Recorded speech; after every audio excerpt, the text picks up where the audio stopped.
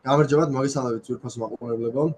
ჩვენ გვექნება ინტერვიუ ნიკოლოზ შოშტაშვილთან, რომელიც არის სპორტული მიმოხილველი და ინტელექტუალური თამაშების მრავალგზის პრიზიორი. გამარჯობა ნიკოლოზ. გამარჯობა სანდრო, მივესალმები შენს მაყურებელს, იმედია სარფიანი და შედეგიანი ინტერვიუ გამოგოვა. იმედოვნებ მეც. კარგი, პირველი კითხვა იქნება ასეთი. როგორ დაიწყო თქვენი კარიერა სპორტულ მიმოხილველად და რა იყო თქვენი კარიერის мотиваცია?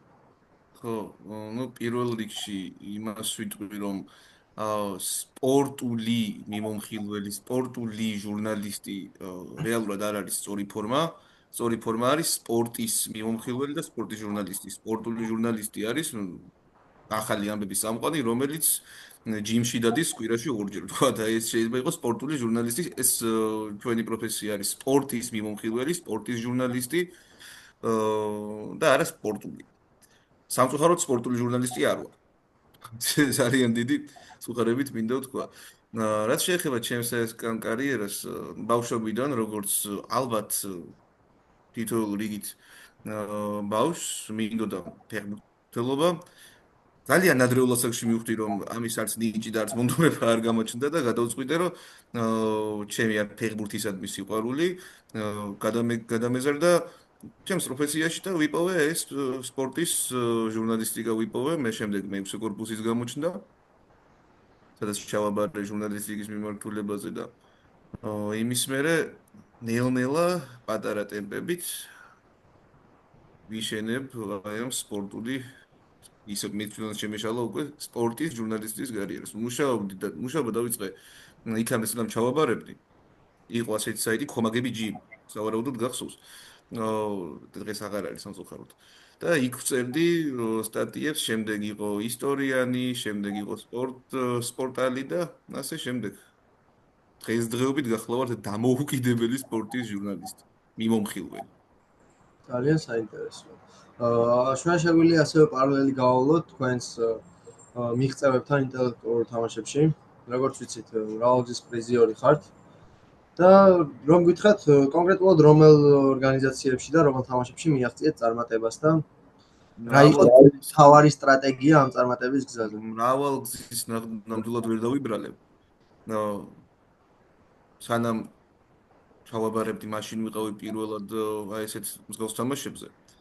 მე-12 მოთამაშე ტარდება ჰუალინგში, ეს ფეხბურთის მოყვარულებმა ძირითადად ყველა მიციან, იცის ეს შეჯიბრი და რატომღაც ეძახიან საფეხბურთო რასადროდის არა და აბსოლუტურად სხვანაირი სპეციფიკა არის, რასადროდის ისგან კორდინალურად განსხვავებული. არის ფეხბურთის ფიქტიურ ზოდნაზე, აზროვნებაზე, საფეხბურთო აზროვნებაზე პირველ რიგში. იმიტომ რომ საერთოდ ერთი არის აზროვნება, აბსოლუტურად მეორე არის საფეხბურთო აზროვნება და ფეხბურთზე ლაპარაკი თუ ამას ლაპარაკობს ფეხბურთის ცოდნი ადამიანი. მაშინ 17 წლის ვიყავი პირველად რო ვითამაშე და ჩემს საბედნიეროდ მოვხვდი მე-12 მოთამაშის ისტორიაში საუკეთესო გუნდ ბლაუგრანაში და მაშინ მოვიგე პირველი ტიტული, შემდეგ როდესაც ჩავაბარე შენთვის ახლა უცხო არ არის, იმიტომ რომ ჩემთან ერთად იყავი სანდრო, კურსელებმა გადავწყვიტეთ, რომ შეგვექმნა ჩვენი გუნდი. დავარქვით ბადე სპორტი და იმის შემდეგ ჩვენი საზმაკაცოს გუნდი, ჩვენი კურსის გუნდი, როდესაც შევქმნით გუნდი, მომავალი სპორტის ჟურნალისტები ვიყავით. ახლა უკვე შეგვიძლია ვთქვათ, რომ აქტიური სპორტის ჟურნალისტები ვართ. შევქმნით გუნდი და მის მერე გამოვდივართ სხვადასხვა სახის სპორტულ ინტელექტუალურ თამაშებზე. მე-12 მოთამაშის მოგება ჯერ ვერ მოახერხეთ. დაახლოებით 3 თვის წინ დავაფიქსირეთ ჩვენი საუკეთესო შედეგი, მესამე ადგილზე გავედით.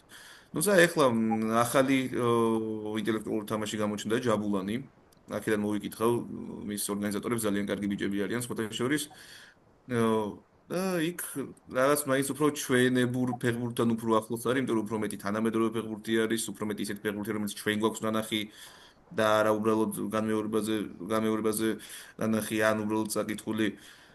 ამიტომაც უფრო გვიადვილდება იქ თამაში, ორჯერ მოახერხეთ ჩემპიონობა და სუპერფინალი არის ერთ კვირაში და აი თითქოს ყველა ფიქრი მაინც იქ არის მთელი ჩვენი გუნდის.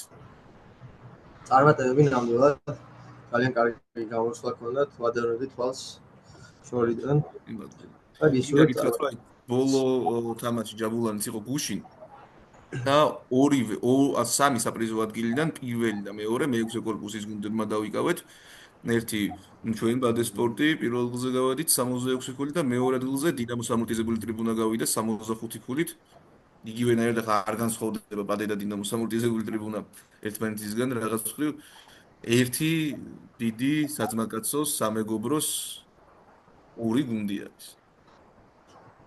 მშვენიერია, ძალიან კარგი შედეგია თქვენი ასაკისთვის, იმიტომ რომ იქ ვიცი როგორი გამოცდილი მოთამაშეებიც არიან და ისევ ამ წარმატებასთან მოვიტრიალოთ და ასეთი კითხვა მექნება, რომ თქვენ ახსენეთ, რომ ფეხბურთელობა გინდოდათ, ну როგორც ყველა ქართველ ბავშვს, რომელიც ქუჩაში გადიოდა ბურთით ხელში და მაინტერესებს აი თქვენთვის როგორი შეგრძნება ატოლებთ თუ არა იმ წარმატებასთან, რაც შეიძლებოდა თქვენ ფეხბურთში მიგეღწიათ.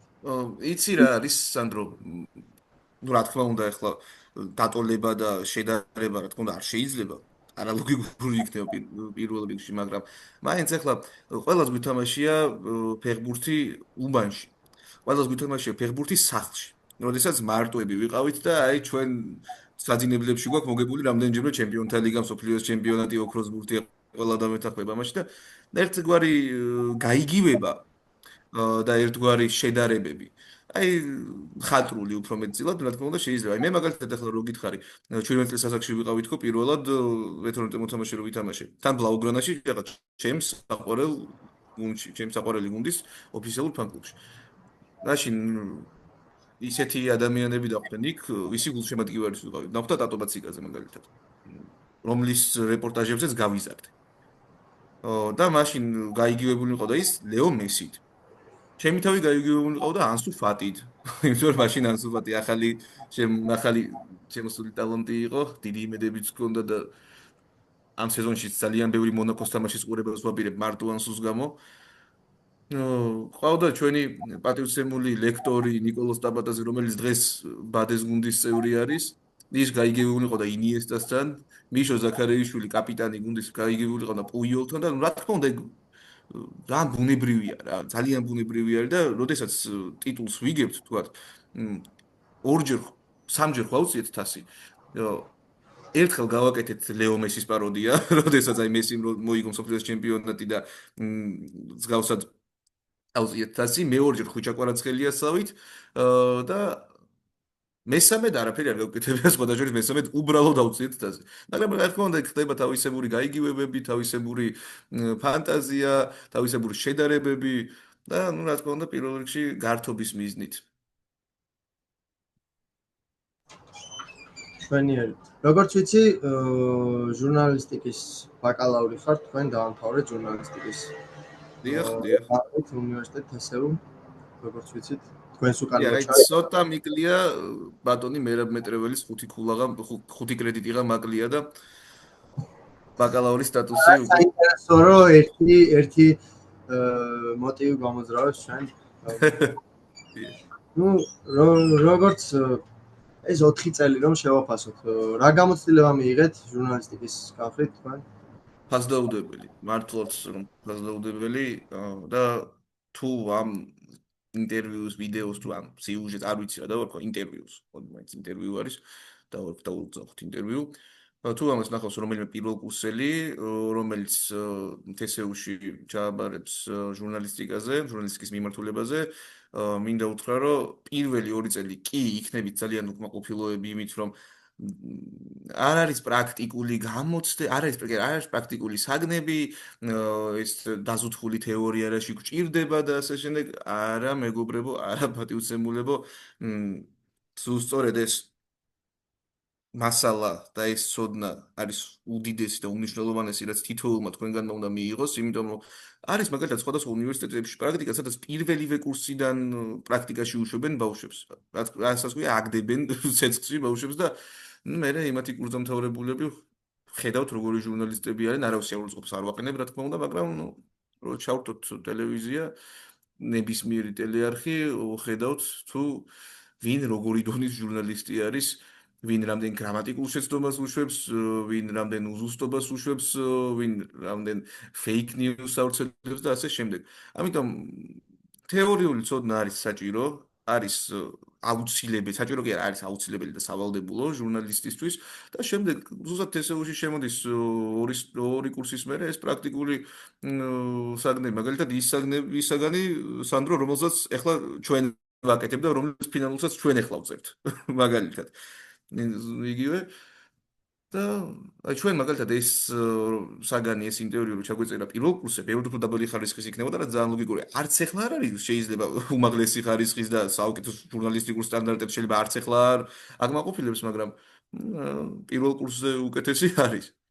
ამიტომ ნუ ეს ერთი რა თქმა უნდა წმინდა ცოდნის მხრივ და წმინდა პროფესიულად და მეორე არის ეხლა ვინც TSU-ში სწავლობს, არ არის საჭირო მარტო TSU-ში სწავლობდეს, ვინც ვაკეში ცხოვრობს, ვერაზე მე-6 კორპუსთან გაულია, ყველა მიცის აი მე-6 კორპუსის მთელი აზრი, მთელი სითბო, მთელი მუღამი ეგრეთ წოდებული ბოდიში ჟარგონს ვიხმარ.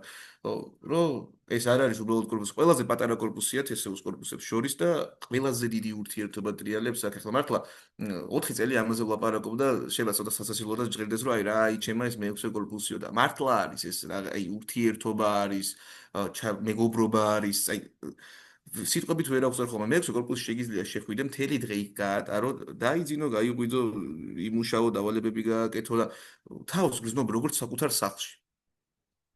ეს აი ფასდაუდებელი არის. ამას ვერც ერთი სხვა უნივერსიტეტი ვერ გაწევს. შეიძლება აზრდოს სხვა ადამიანს მე არ ვიცი უბრალოდ, მაგრამ ასე მასიურად, რასაც მე-6 კორპუსი აზრდოს და ჟურნალისტიკის მიმართულება აზრდოს, მე პირადად არ შემხვედრია.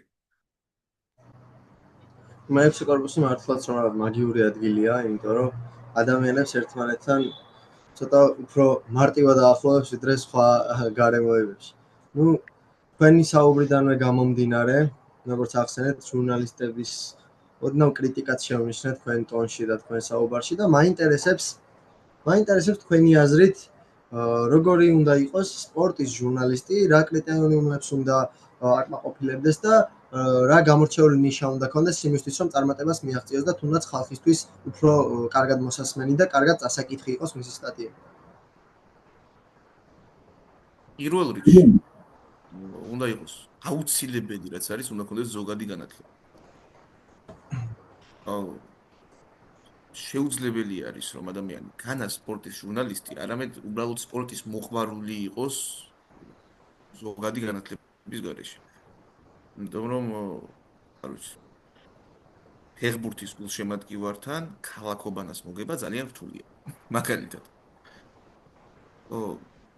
1982 წელს მსოფლიოს ჩემპიონატი როდესაც ტარდებოდა ესპანეთში, კოტე მახარაძეს, დიდ ქართულ სპორტის მიმომხილველს და კომენტატორს, რომელიც რეალურად საშუალო დონის სპორტის ჟურნალისტი არის და კომენტატორი დღევანდელი განმოსახედიდან, თუმცა 82 წელს ქალაქ სევილიაზე, როდესაც სევილიაში რამონ სანჩეს პირსუხანზე იყო თამაში, ქალაქ სევილიაზე იმდენად შეეზო, იმდენად ღრმად შეეზო ელაპარაკა, რომ ადამიანს აყურებინებდა მატჩს, რომელიც მას არ აინტერესებდა, რადგან ის სევილიაში ტარდებოდა. აუცილებელი არის პირველ რიგში ზოგადი განათლება. ამასთან ერთად, სპორტის ცოდნა, რა თქმა უნდა, ზოგადი განათლების მერე პირველ რიგში სპორტის ცოდნა ალბათ სავალდებულო, ჯერ ზოგადი განათლება და მერე სპორტის ცოდნა. ლოგიკურად და სწორად აზროვნების უნარი და რა თქმა უნდა შრომის მოყვარეობა. ამ კომპონენტების ერთიანობაში შეიძლება ძალიან კარგი მწერალი ჟურნალისტი გამოვიდეს ადამიანი, შეიძლება ჩვენი სიუჟეტებს აკეთებდეს, ან პროდიუსინგშიც კარგი შედეგი დადოს. ბატონო, მინდა გითხრათ, რომ ძალიან კარგი რესპონდენტი ხართ, იმიტომ რომ ყველა კითხვას, რაც მინდოდა რომ გავყოლოდი შინაარსობრივად, თქვენ თვითონვე ნელ-ნელა სცემთ პასუხს, იმიტომ რომ ზუსტად იგივე თემას უნდა შევეხო ახლა, მაგრამ არამდე მინდა პატარაზე ჩართვა გავაკეთო ამ კითხვაში. ზუსტად თქვენ რაც თქვით, პირველ კურსელებთან დაკავშირებითაც ისაუბრეთ. ის 2 წელიც არასასიამოვნო შეიძლება იმიტომ იყოს, რომ ზოგადი განათლების მიღება გიწევს იმ 2 წელში, საწყის 2 წელში გიწევს იმ განათლების მიღება, რითიც საბაზისო ცოდნა უნდა ჩამოიყალიბო და შემდეგ გააგრძელო უკვე სწავლა მესამე და მეოთხე კურსზე პრაქტიკულ საგნებში და ვინმე თუ მიიჩნევს ამ პირველ წელს მოსაბეზრებლად, ზუსტად ეს არის ის ფუძე, რაც უნდა შეიქმნა, რომ შემდგომ უკვე შედეგი გამოიღოს ბოლო წლებში. და ეთანხმებით სრულიად და ბოლო კითხვა იქნება ასეთი, კომპონენტებს შეეხეთ და ასე ვთქვათ, მინდა რომ უფრო კონკრეტულად რომ გამოკვეთოთ რამდენიმე კომპონენტი, რომელიც უნდა ახასიათებდეს ყველაზე მეტად სპორტის ჟურნალისტს და ამ კომპონენტების მიხედვით თქვენთვის საყვარელი ქართველი სპორტის ჟურნალისტები რომ მითხრათ. მაგალითად, ვინ უფრო კარგად წერს კომენტატორი და თქვენ რა კომპონენტებსაც გამოყოფთ ამ კომპონენტების მიხედვით რომ მითხრათ. იმიტომ რომ ახსენეთ, რამდენიმე სპორტის ჟურნალისტი თქვენ ბავშვობიდან მათთან ერთად გითამაშიათ კიდევაც ინტელექტუალური თამაშები, მათი რეპორტაჟების ყურების დროსაც გაიზარდეთ და მაინტერესებს თქვენი შეხედულება. ძალიან რთული არის გამოყო ეგ.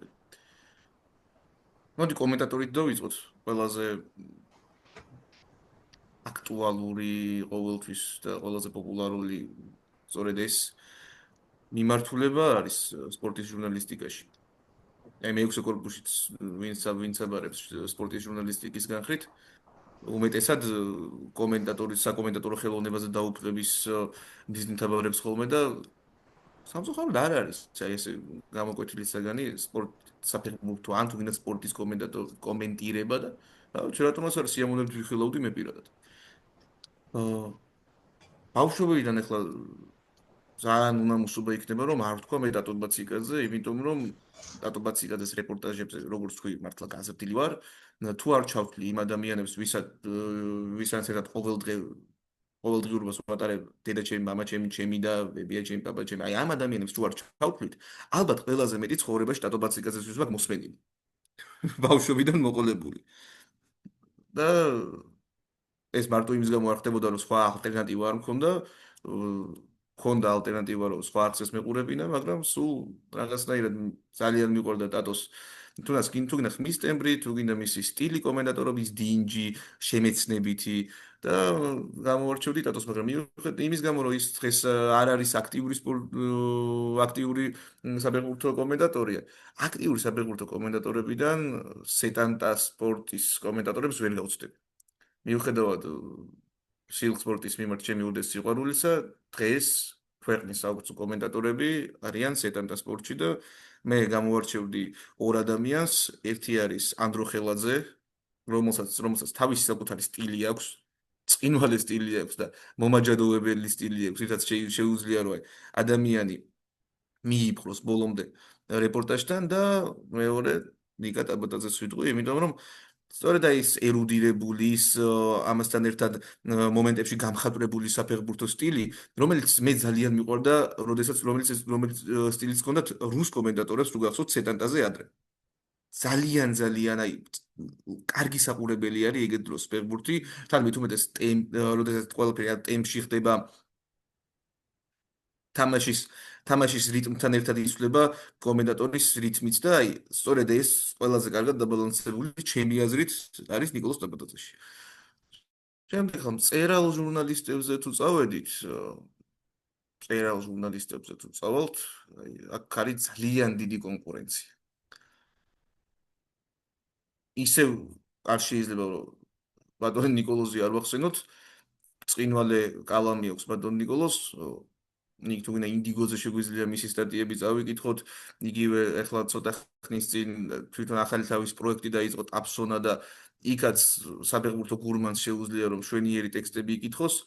ილია ნანობაშვილს გამოვარჩევდი ამასთან ერთად, იმიტომ რომ აქვს განსაკუთრებული სტილი, ძალიან ბევრი ხუმრობა იკითხება ხოლმე მის წერილებში.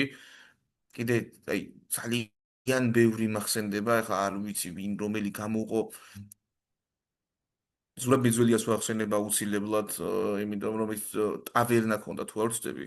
ცოტა ხანი იმოქმედა მაგურებმა, მაგრამ აი ერთი ამოსულ თქვით საკითხავი წერილები ქონდა მეძველიას შვენიერი სასაკითხი.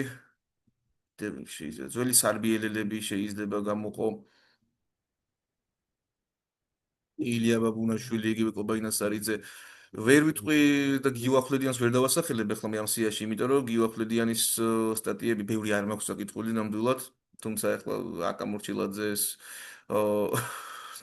როდესაც ვსაუბრობთ, იქ შეიძლება ავანსად მივცეთ ეს ტიტული, თუმცა ერთი მწერალი ჟურნალისტის გამორჩევა ნამდვილად გამიჭირდება, იმიტომ რომ უმაღლესი დონე გვაქვს საქართველოში მწერალ ჟურნალისტებთან დაკავშირებით. გამოვარჩევდი თუ ერთის გამორჩევა არის, გამოვარჩევდი ჩემს მეგობარს ელენე ჩოხელს, რომელიც წინვალეთ წერს აქვს შვენიერი კალამი, თავისი გვარისთვის დამახასიათებელი და ვისაც ფეხბურთი გიყვართ და თან ლამაზი წერილების კითხვა ვისაც გიყვართ, შეგიძლიათ ელენე ჩოხელის საფეხბურთო ჩანაწერებს ჩაუჯდეთ. თავარი კომპონენტი გამოგჩათ, მე მგონი ინტელექტუალურ საკითხში ვის გამოვარჩევდით ყველაზე მეტად? ინტელექტუალურ საკითხში, ინტელექტუალურ საკითხში, ატობა ციკაძეზე დიდი საფეხბურთო ცოდნის მქონე ადამიანი ალბათ არ გვყავს. ნუ ეს ვინც აქტიურად არის, თორე იგივე ზურა მეძველიას გამორჩევა შეიძლება ბიძინა ბარათაშვილი, რა თქმა უნდა, თავისთავად ისევ ახალგაზრდებიდან, აი ნიკოლოზ დაბადაძე როცა დავიმატეთ ბადე სპორტში, მაგის მერე ორჯერ მოვიგეთ ჩემპიონობა და ცოტა უხერხული იქნება, რომ ნიკა არ ვახსენო. სხვათა შორის ალექსანდრე გაბრიჩიძეს აქვს რაღაცა უცნაური სტილი აი ამ ინტელექტუალურ თამაშებში. ისეთი ფაქტები იცის, რაც მგონია რომ მარტო მან იცის. რაღაცნაირად. მან და საბა სამუშიამ ხო, შეიძლება აბსოლუტურად მართალი ხარ. ლაშა გოდუაძეს აქვს. აი ლაშა გოდუაძეზე მართლა არის რამდენიმე ფაქტი, რომელიც მარტო ლაშა გოდუაძემ იცის და თვითონ იმ ადამიანებმა, ვინც ამ ყველაფრის აქტორები იყვნენ. დინამო თბილისის რამდენიმე ფაქტზე მაქვს საუბარი. კიდე ისი გამორჩევა შეიძლება ვიღაც არ მინდა ვინმე გამომრჩეს. დავით ჭინჭარაული არის აი ასეთი წინვალი ადამიანი, რომ და აუს ყველა საფეხბურთო გურმანს და ქართული ფეხბურთის გურმანს გირჩევთ აუცილებლად მის გვერდზე გაცნობას ჭინჭარაული Football Collection ქვია, მე მგონი უნორმოდ დიდი არქივი არის ქართული ფეხბურთის სტატიებიდან გამომდინარე, ფოტოებიდან გამომდინარე და იმასაც უზარმაზარი ცოდნა აქვს, ნუ ყოველ შემთხვევაში ქართულ ფეხბურთში როგორც მინდა. მაგრამ აი ნომერ პირველი მაინც ჯერჯერობით ტახტზე ალბათ მაინც სტატოზის და მისი ჩამოგდება ამ ტახტიდან ალბათ ნებისმიერს გაუჭირდება. ძალიან საინტერესო ინტერვიუ გამოვიდა ჩემი აზრით და იმედია მაყურებელს ესიამოვნა. მადლობა ნიკოლოზ. ძალიან ვისიამოვნე თქვენთან საუბრით და შეხვედრამდე. კარგად იყავით. ახლა